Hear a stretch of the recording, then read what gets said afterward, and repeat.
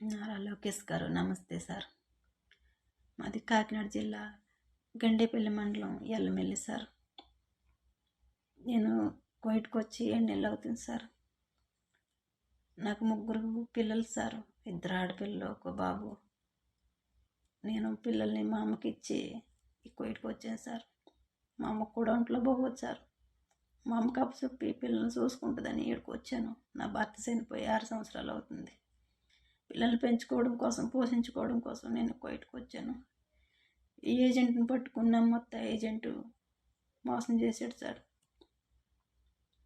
ఇప్పుడు ఇంట్లో మేడం ప్రతిరోజు కొడుతుంది, అన్నం పెట్టదు, ఏ రోజు కూడా అన్నం తిననివ్వదు.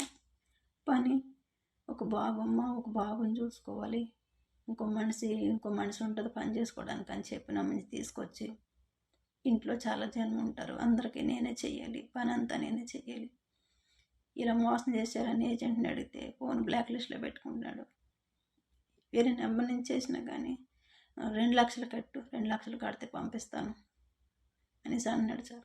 మా అమ్మకు ఒంట్లో బాగాలేదు, నేను వెళ్ళిపోవాలి అనేసి అంటే, మేడం నిన్ను ఇక్కడ చంపేస్తాను కానీ ఇంటికి పోనివ్వను అని అంటుంది సార్. వెళ్ళి సార్ నిన్ను అక్కడే ఉంటే చంపేస్తారు సార్, నా పిల్లల్లో నన్ను కలపండి సార్, నా పిల్లల దగ్గరికి నన్ను పంపించండి సార్.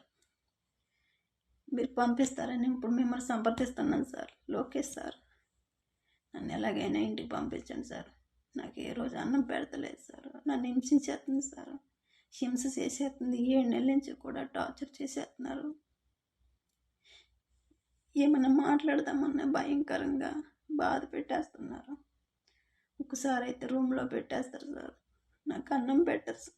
నా పిల్లల దగ్గరికి నన్ను పంపించండి సార్. లోకేష్ సార్, మీరు పంపిస్తారని మిమ్మల్ని నమ్ముకొని మిమ్మల్ని సంపాదిస్తున్నాను సార్. ఇలా చేస్తే మీకు అందుతుంది అనేసి చెప్పారు సార్. అందుకని నేను ఈ వీడియో చేస్తున్నాను సార్. ఇప్పుడు నేను ఈ వీడియో చేస్తున్నానని తెలిసిన నా ఫోన్ లాగేసుకుంటారు సార్. నన్ను ఎలాగన్నా కాపాడండి సార్. లోకేష్ సార్, నేను వచ్చి 7 నెలలు అవుతుంది సార్. 7 నెలల నుంచి ఇలా టార్చర్ చేసేస్తున్నారు సార్.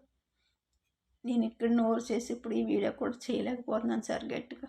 ఇప్పుడు నేను ఆ మాటలేని బండి అంటే కొట్టేస్తారు మళ్ళీ వచ్చి. నన్ను తొందరగా నన్ను విడిపోయండి సార్. నమస్తే సార్.